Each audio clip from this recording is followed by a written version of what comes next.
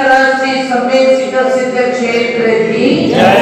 चारित्र चक्रवर्ती आचार्य शांति सागर जी महाराज की जय। समाधि सम्राट पूज्य गुरुवर आचार्य रत्न से अभिनंदन सागर जी महाराज की जय।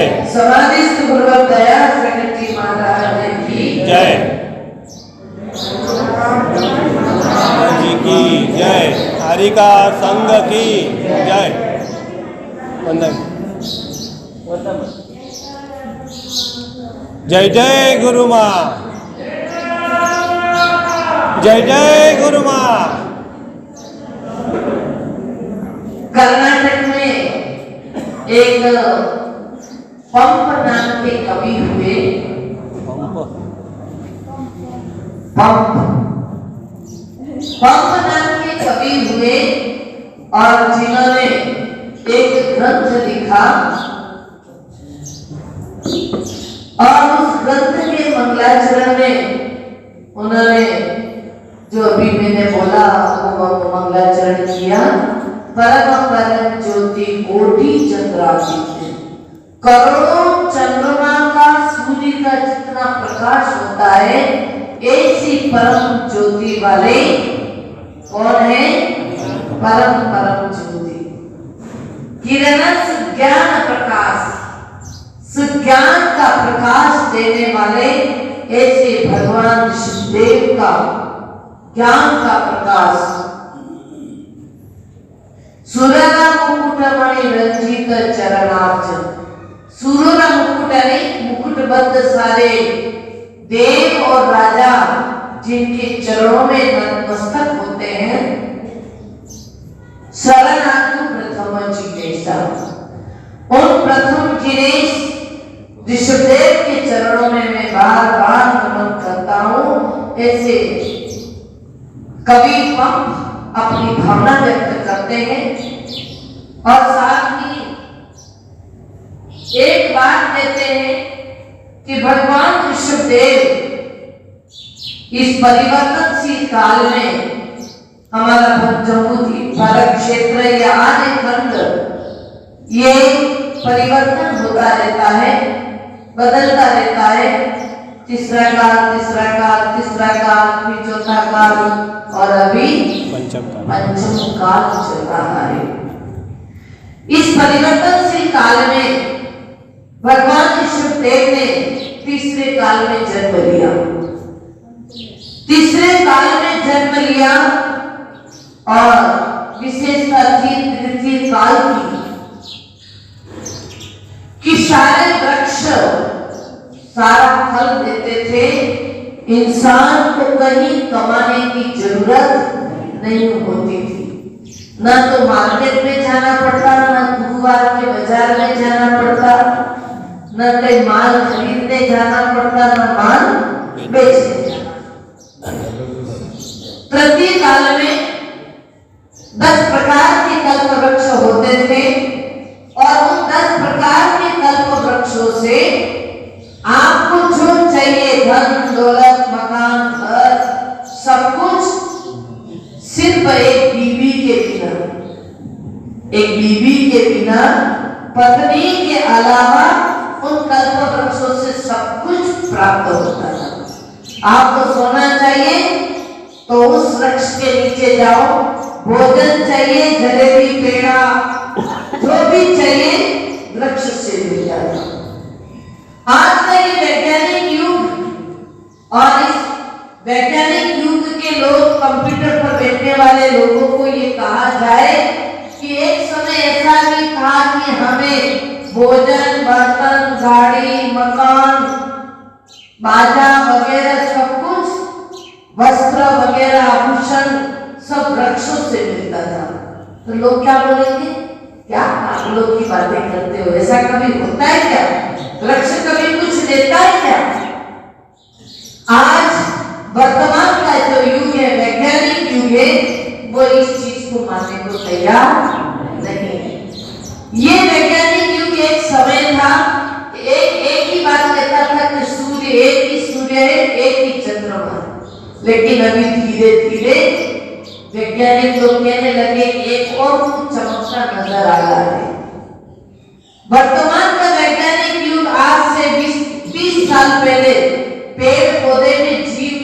मानता था, लेकिन शोध करने के बाद आज वैज्ञानिक मानने लगा कि पेड़ पौधे में भी जीव होता है। काश इंसान जैसे इस भौतिक वैज्ञानिकों पर विश्वास करता है, वैसा ही विश्वास अगर हमारे युग सृष्टा परम ब्रह्मा ऋषभदेव भगवान एक महान वैज्ञानिक हुए, अद्भुत वैज्ञानिक हुए, जिन्होंने अभी की ही नहीं आने वाले युगों युगों तक की सारी बातें पहले से ही बता दी। ऐसे परमपिता परमेश्वर भगवान ऋषभदेव का अवतार, और जिन्होंने हमें जीवन जीने की प्रणाली सिखाई, और साथ ही जब चतुर्थ काल आया तो चतुर्थ काल का मतलब है कर्म भूमि। कर्म भूमि का मतलब कर्म करो, कर्म किए बिना कुछ नहीं मिलेगा। परंतु जो लोग कृतिकाल से थे, वो लोग जैसे ही वृक्षों ने अपना फल देना बंद कर दिया, किसी भी वृक्ष के नीचे जाने कुछ नहीं मिल रहा है, घर पे कोई स्टॉक नहीं है, और देखा कि आकाश में भी कुछ चमकता हुआ नजर आ रहा है, तो जनता घबरा गई। आज आप भी घबराओगे तो कहां जाओगे? आपके पंचायत में जाकर शिकायत करोगे, मिनिस्टर को जाके, एमएलए जाके शिकायत करते हो। उस जमाने में राजा महाराजाओं का सिस्टम था, और देश की व्यवस्था राजाओं के हाथ में चलती थी। सारी जनता भगवान ऋषभदेव रूपी राजा के पास जाते हैं, त्राही माम त्राही माम त्राही माम, हमारी रक्षा करो रक्षा करो करते हुए जनता पूरी ऋषभदेव के चरणों में पहुंची। तब ऋषभदेव ने देखा, अभी ज्ञान के धारी तो थे ही, देखा कि अब इस जनता को क्या किया जाए। अवधि लगाई, विदेश क्षेत्र की अवधि लगाई, और पता किया कि अब ये परिवर्तनशील काल में बदलाव आ गया है, सब कुछ बदल गया है। अब वृक्ष फल नहीं देंगे, इंसान को अपना पेट भरने के लिए स्वयं कर्म करना है। क्यों? क्योंकि अब उनके खाते में रहने वाला पुण्य खत्म हो चुका है।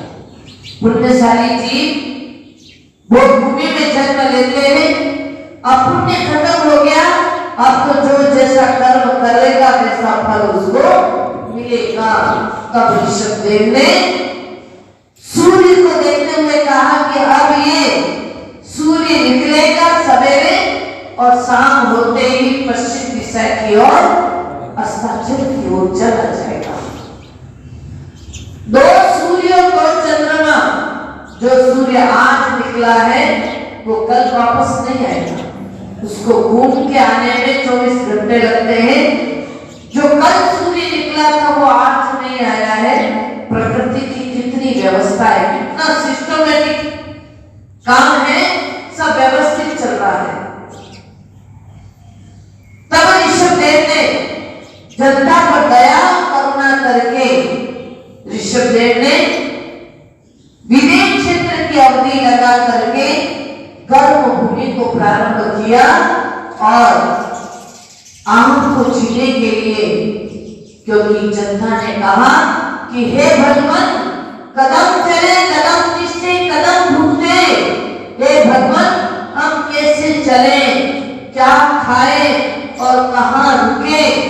तब ऋषभदेव ने असीम कृषि शिल्प वाणिज्य और विद्या, ये सत्कर्मों का उपदेश दिया। सत्कर्म करना सिखाया, असी खेती करना, बही खाता लिखना, कृषि करना, विद्या सीखना, वाणिज्य आदि सारा ज्ञान किसने दिया? ऋषभदेव ने दिया। तो हमारे परम उपकारी एक बहुत बड़े वैज्ञानिक भगवान ऋषभदेव हुए जिन्होंने हमें हाथ पकड़ करके चलना सिखाया और कलम पकड़ करके लिखना सिखाया। भगवान ऋषभदेव के मुंडा सर्पणी काल के दोष से तीर्थंकर को कभी पुत्री जन्म नहीं लेती है, लेकिन इस काल के दोष से ऋषभदेव की 2 पुत्रियां हुई जिनका नाम ब्राह्मी और सुंदरी रखा गया, और एक बेटी को एक पांव पर बिठा करके ब्राह्मी लिपि सिखाई और आ ई ऊ ब्राह्मी लिपि, और एक बेटी को एक पांव पर बैठा करके अंक विद्या गणित विद्या सिखाई। तभी से ही भगवान ऋषभदेव के काल से ही आज भी ब्राह्मी लिपि नाम की लिपि चलती है, उनके बेटी के नाम से चलती है। ऋषभदेव ने पढ़ना सिखाया, चलना सिखाया, ज्ञान दिया, सब कुछ हमें सिखाया, जीवन जीने की प्रणाली सिखाई। आप क्या समझते हैं? आप कमा रहे हैं, जीवन जी रहे हैं, आप अपने आप सब सीख गए? आप कहते हैं कि एक से एक वैज्ञानिक हुए जिन्होंने आविष्कार किया और हमारे सामने सब कुछ चीजें दी और हम सीखे, लेकिन नहीं, उससे बड़े सबसे बड़े वैज्ञानिक ऋषभदेव थे जिन्होंने हमें सिखाया। और इसीलिए ऋषभदेव ने कहा कि या तो कृषि करो या ऋषि बनो। ऋषभदेव का एक आह्वान था कि या तो कृषि करो या ऋषि बनो। पर कृषि भी आजकल का ये यूरिया खाद वाली कृषि नहीं, ओरिजिनल, पहले जमीन में ओरिजिनल प्राकृतिक खाद डाला जाता था, जो प्रकृति के साथ अनाज निकलता था, अनाज आता था और उसमें स्वाद होता था, टेस्ट होता था। आज देखने में जो बहुत सुंदर बड़ा सफेद, लेकिन उसका टेस्ट नहीं। कौन सा वो बीज बोलते हैं उसको?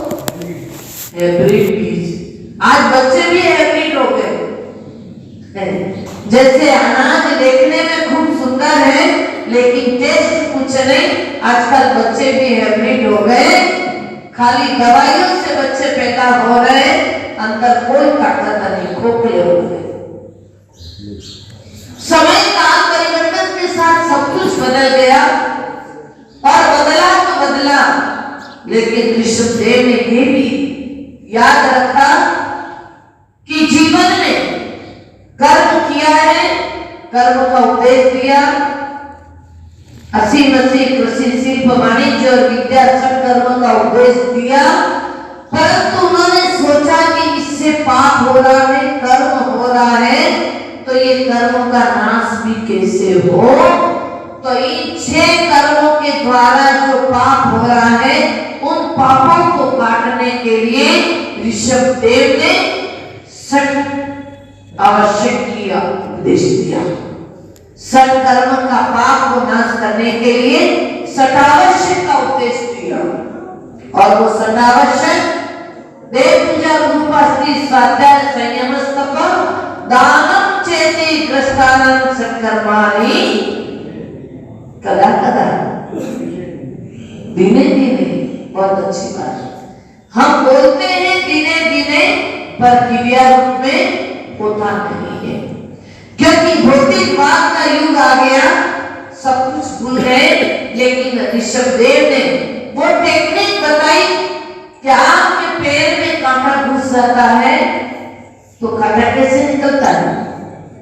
कांटे से ही कांटा निकलता है, या तो सुई हो या पीन कांटा, इसीलिए उसका नाम भी क्या रखा है? पीन कांटा। पीन कांटा नाम रखा है। कांटे से कांटा निकलता है, उसी प्रकार सत्कर्म का उपदेश दिया, जिसके द्वारा पाप हुआ, उन पाप के प्रक्षालन के लिए दूसरा कांटा दिया, सटावश्यक रूप का, ताकि जो पाप हुआ है वो पाप का प्रक्षालन हो जाए। वार्षिक पौधा कपड़ा मेला होता है, उसको धोने के लिए आज वर्तमान में सबसे अच्छा कपड़े धोने का पाउडर कोई चल रहा है तो सर्फ एक्सेल सबसे बढ़िया पाउडर, बहुत सारे नाम आ गए, टाइट आ गया, एरियल आ गया, लेकिन अच्छे से अच्छा पाउडर डालने पर कपड़ा एकदम स्वच्छ होता है। उसी प्रकार ये आत्मा भी कपड़ा जब मेला होता है सत्कर्म करने के बाद, तो इसको धोने के लिए वॉशिंग पाउडर स्वरूप सटावश्यक दिए कि इन सटावश्यकों से तुम अपना शरीर और आत्मा दोनों को धो दो, सफाई कर दो। लेकिन आज हम सब कुछ धीरे धीरे भूलते चले जा रहे हैं। प्रथम तीर्थंकर भगवान ऋषभदेव हुए और अंतिम तीर्थंकर जिनके हम शासन काल में चल रहे हैं, लेकिन आज किसी एक जैन छोटे बच्चे को पूछा जाए कि तुम किसके शासन में चल रहे हो, नहीं बता पाता है, क्योंकि मम्मी पापा को ही पता नहीं, पापा को ही पता नहीं है किसका शासन चल रहा है। बड़ा अफसोस है, काश जिस तरह एक छोटा सा बच्चा ये बता देता है कि हमारा देश का प्रधानमंत्री कौन, हर बच्चा बता देगा नरेंद्र मोदी। नमो, देश का प्रधानमंत्री और देश का राष्ट्रपति कौन है? कोविंद, रामनाथ कोविंद, रामनाथ कोविंद। देश के राष्ट्रपति और देश के प्रधानमंत्री का नाम छोटे से बच्चे जानते हैं, लेकिन हमारी संस्कृति, श्रवण संस्कृति के राष्ट्रपति कौन है, बच्चे क्या बुजुर्ग भी नहीं बता पाएंगे। हमारी श्रवण संस्कृति के राष्ट्रपति कौन है? तो भगवान ऋषभदेव है। और प्रधानमंत्री कौन है? भगवान महावीर स्वामी, जिनके शासन काल में हम चल रहे हैं। लेकिन हमें जरा सा भी गौरव है कि हम जिस राष्ट्रपति के शासन में चल रहे हैं, जिसकी सरकार होती है, हर जगह उसकी चलती है। सरकार बीजेपी की आई तो बीजेपी का चलता है, कांग्रेस की आई तो कांग्रेस का चलता है, और किसी की आई, अभी दिल्ली में किसकी सरकार है? आम आदमी पार्टी, केजरीवाल की सरकार। हर चीज हमें पता है कि कब किसकी सरकार चल रही है, लेकिन हम अपनी श्रवण संस्कृति की सरकार को भूलते जा रहे हैं। आज भगवान ऋषभदेव से लेकर महावीर पर्यंत जो संस्कृति चली, अर्थात राष्ट्रपति आदिनाथ भगवान और प्रधानमंत्री भगवान महावीर हुए, और जिनका यानी कि सरकार, उस महावीर की सरकार को आगे बढ़ाने के लिए आगे जो नेता बने वो चारित्र चक्रवर्ती आचार्य शांति सागर जी महाराज हुए, जिन्होंने 20वीं सदी में संत क्या होते हैं, धीरे धीरे संत की परंपरा लुप्त होती चली गई।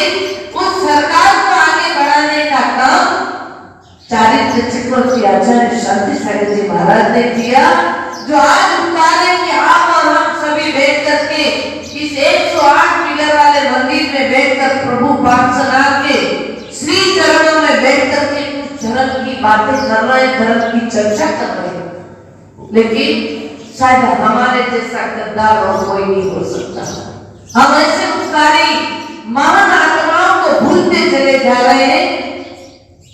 आज बड़ा अफसोस होता है कि हम भगवान महावीर के शासन में जीने वाले जैन धर्म के अनुयायी, भगवान महावीर के सूत्र पर चलने वाले, लेकिन किसी एक मुसलमान की गली में निकलते हैं तो दूर से पता चल जाता है कि यहाँ मुसलमान निवास करते हैं, क्योंकि मुर्गा मुर्गी ये वो पता चल जाता है। किसी ब्राह्मण की गली से निकलते हैं तो उसके घर के बाहर एक तुलसी का पौधा रहता है, तो पता चल जाता है कि यहाँ वैष्णव लोग रहते हैं, ब्राह्मण लोग रहते हैं।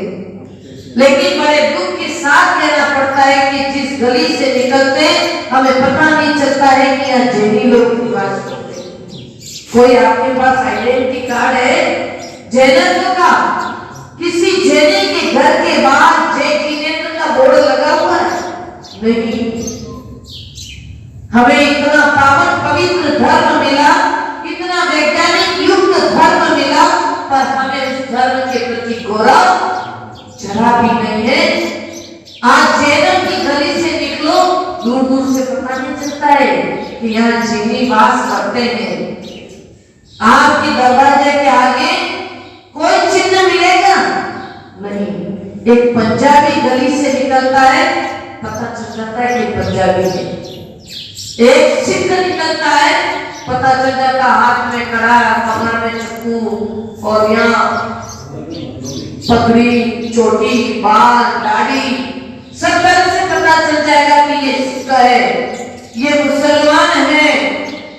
लेकिन ब्राह्मण का भी पता चल जाता है, चोटी रखते हैं, पीछे चोटी रखता है, चढ़ाई पहनता है। लेकिन बड़े दुख के साथ कहना पड़ता है कि आज जैनी गली से निकलता है, सामने मिलता है तो उसको पहचानना बड़ा कठिन है। नहीं कह सकते कि ये जैनी है। क्रिश्चियन लोग के पास गले में पैसे वाले होते हैं तो क्रॉस पहनते हैं, पैसे वाले होते सोने का पहनते, चांदी का पहनते, नहीं तो स्टील का भी धागे में भी क्रॉस अपने गले में पहनते हैं। अब आप बताइए, आप कहीं भी जाएंगे, आपकी कोई पहचान कि तुम जैनी हो? कहीं से दूर दूर तक कोई पहचान है? आज हमारी महिलाओं ने मुसलमानों का पोशाक स्वीकार कर लिया, लेकिन मुसलमानों ने अपना पोशाक नहीं पहना। आज हमने पाश्चात्य संस्कृति की सारे पोशाक हमने ले लिए, लेकिन हमारे पोशाक किसी और ने नहीं लिए। कारण क्या कारण रहा कि हमारे पास कोई चिन्ह नहीं कि हम जैनी हैं। क्योंकि जैनी लोग पैसे वाले होते हैं और सबसे ज्यादा पाश्चात्य संस्कृति का अनुकरण दूसरों समाज की अपेक्षा सबसे ज्यादा जैनों ने पाश्चात्य संस्कृति को अपनाया, और उसी के खातिर हमारी संस्कृति पर कुठाराघात होता चला गया और हमारी संस्कृति डूबती चली गई। मकान बनाते हैं, घर बनाते हैं, तो लोग बैठक रूम में पहले जमाना में कोई भी साधु संतों के लोग फोटो लगाते थे, भगवान का फोटो लगाते थे। आप तो दिवाली की सफाई में बोले ये तो बैकवर्ड है, भगवान के फोटो और साधु के फोटो रखना। अब तो पुरुषों से ज्यादा महिलाएं विरोध करती है, साधु संतों के फोटो नहीं रखने देती। और एक बैठक रूम में सोफा सेट, टीवी लगी है, वहां एक चित्र लगाते हैं। कौन सा लगाते हैं? चित्र। उसको क्या बोलते हैं? सिनेरी। सुंदर सी सिनेरी। और वो सिनेरी भी कैसी होती है? या तो हिरण का झुंड भग रहा है, उसके पीछे शेर दौड़ रहा है, और यहाँ बहुत सारी बिल्ली बैठी हुई है, एक बिल्ली ऐसी सिनेरी। और यहाँ भी बहुत सारे घोड़ों का समूह दौड़ता हुआ ऐसी सिनेरी लाके अपने घर में लगाते हैं। और बच्चा और परिवार घर में उठे सबसे पहले उसी सिनेरी को देखते, और उस सिनेरी को देखा फिर आप कहते हैं हमारा बच्चा बहुत डरता है। कल एक परिवार आया, कहता माता जी हमारी बच्चा बहुत डरता है। क्यों डरता है? क्योंकि बच्चे ने उठे जैसे ही गुर्राती हुई सिनेरी में बिल्ली देखी या दौड़ते हुए घोड़े देखे या गुर्राता हुआ शेर देखा, वैसे चित्र देखते हैं बच्चे डरेंगे नहीं तो क्या होगा। आज क्या किसी भी परिवार के घर में अगर मैं ये नियम लेके निकल जाऊं इस नांदगांव में कि आज इस नांदगांव में हर जैनी के घर में, किसी एक भी घर में हमारी संस्कृति के प्रधानमंत्री राष्ट्रपति भगवान ऋषभदेव और प्रधानमंत्री भगवान महावीर की दो तस्वीरें जिस घर में मिलेगी उसी दान करूंगी, नहीं तो नहीं करूंगी, तो शायद उपवास हो जाएगा पर आग नहीं मिलेगी। है माता जी, है माता जी।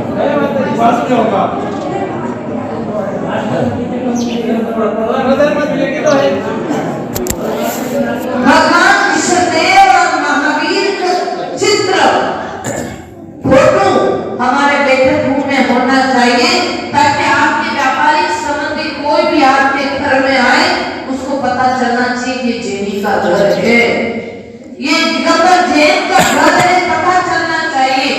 आपके बच्चे सवेरे उठ करके आप बच्चों को तैयार करके स्कूल भेजती है महिलाएं, स्कूल की बस आती है, बस तक बैग लेकर के महिलाएं बस में बच्चों को बिठाने जाती है और उठा करके दूध पिलाती है, टिफिन देती है, बैग देती है, लेकिन उस बच्चे को कभी ये कहा कि टाइम नहीं है मंदिर जाने का, तो कोई बात नहीं बेटा, ये तस्वीर है, इसको हाथ दो और इस तस्वीर को भी हाथ दो, कभी कहा?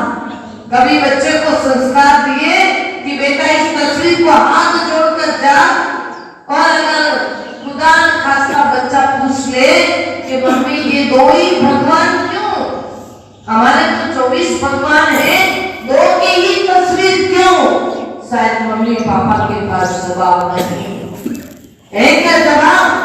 नहीं जवाब है, क्योंकि हम ही नहीं जानते हैं तो हम अपने बच्चे को क्या सिखाएंगे। इसीलिए पहले स्वयं संस्कारित बनो, इसके बाद बच्चों को संस्कार की बात करो। आगम की बड़ी बड़ी बातें, द्रव्यानियों की बात, आत्मा को परमात्मा की बात को बाद में, पहले अपने जैनत्व की रक्षा तो करो, जैन धर्म के सूत्र की रक्षा तो करो कि भगवान विष्णुदेव और महावीर की दो तस्वीरें हमारे घर में एक शरीर की लगी हुई होनी चाहिए।